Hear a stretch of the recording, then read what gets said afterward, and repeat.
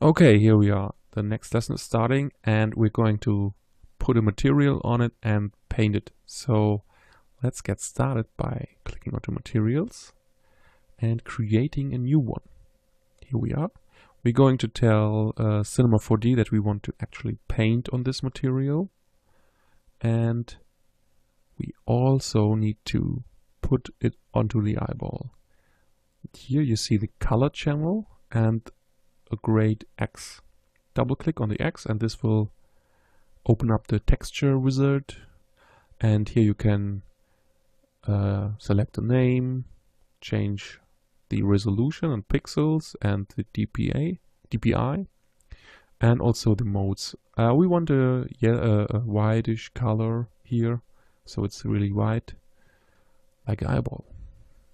I pressed OK, and you can see it's all getting white here, and you can even change the texture. If you got multiple texture, you can choose them here, lock the view, or get an empty canvas.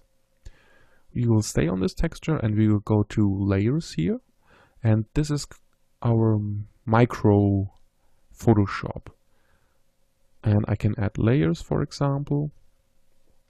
And one of the most important thing is found under layer, create UV mesh layer. And here I can create, let me just deselect it. I still can't see it because it's white. Okay, let me just redo it. You can create a baked version of the wireframes. It's not working because I have a white color right now. I'm going for black and I'm going to redo it. Let's select the object once more and let's go to layer, create UV mesh layer. Now I can deselect the object, and as you can see, this one is the layer itself. Here you got the pixels. I can already paint on the object like this. It's pretty fast, as you can see, and pretty beautiful. It's not. So let's create a new layer. Name this one pupil or iris if you want to, and we can go to the attributes and increase the size a bit, and I will just do something that is looking like a superb circle of some kind. And in addition, I'm going to add my specular anime style dot here, and a smaller one here, and for cuteness even a third one like this.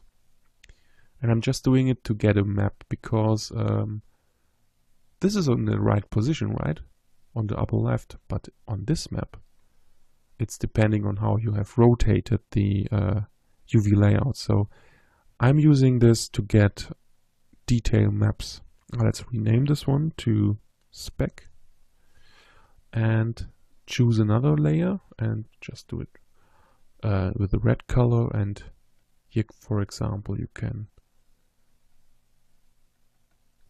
do it and add infos, for example. Imagine you have a spaceship or something with a lot of details and you get a totally detailed UV mesh on the UV layout there, and you don't know where anything is. So what I tend to do workflow wise is I just do infos here and there, so I can I know that this is the cockpit, for example, or anything else. So I have really details here and there, different colors, etc., etc. So I could say this is the map. And now let's get started with Photoshop and save the texture. We will choose PSD because obviously Photoshop, right? And I will save it as eyeball color. And now let's fire up Photoshop. Where here we are. Photoshop is ready to work. Let's load it in. And here we got all the stuff we need. Let me just show you. We got even the layers. Whoa. We got the layers and the names. We got the UV mesh layer. We got the maps. We can delete the maps now because I just want to show you the principle. And yeah, let's get started by adding a pupil. I will just use this one, a marquee selection, and paint it black like this. I can now delete the pupil.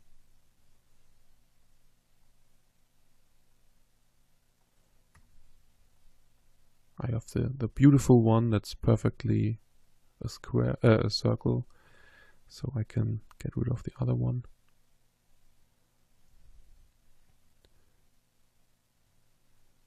Let's get a nice spot here.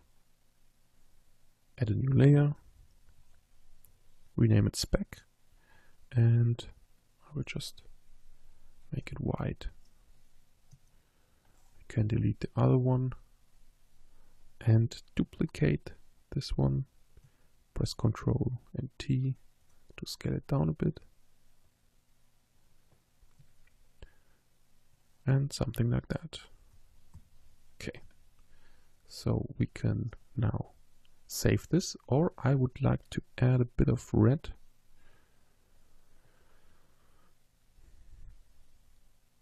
Now let's merge those speculas first, and I will add a new layer calling red, and very artistically I'm going to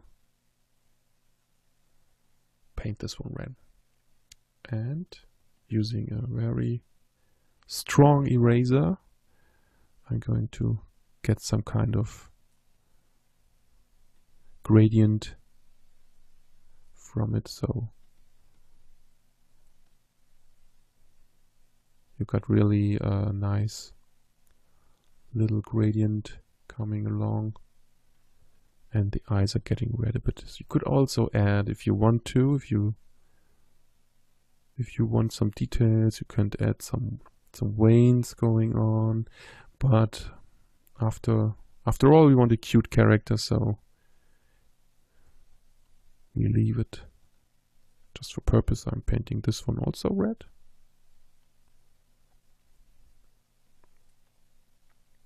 And let's save this one, and I'm going back to Cinema 4D in my startup layout. Let's fit it in so you see everything. Here we are, we have the eye, the old one. I'll open up the material editor, get into my material editor, enter texture, and I'll just hit reload. Do you want to reload? Yes. And here we are. Already have the eyeball over here. So what I can do is I can even select the layers that should be visible. So I can shift select everything except the UV mesh layer. Hit reload once more. Or just render. Sometimes the viewport lags a bit in but in the render it's okay. So you see, I can also go to editor, and in the texture size, texture preview size, I can select something like this, and now it's far more detailed. So let's get the eyelid.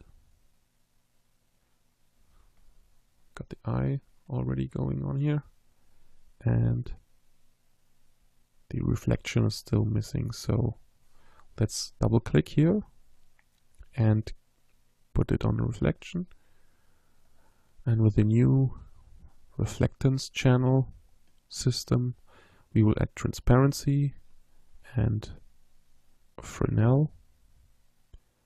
Let's just invert it like this.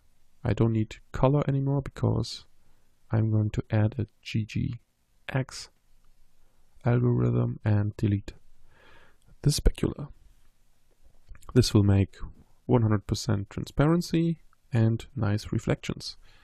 The last thing I'm going to add is the eyelid color, the upper eyelid color and the lower eyelid color.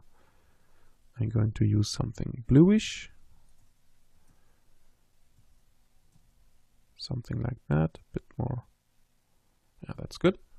And in the specular tab, I like to have something bright in the width and without so much power, so I have one nice thing going on. Okay, that's mainly it for texturing. I'm going to save this one as 4. Right. And I would say I will close the lesson now and see you in the next lesson. Bye bye.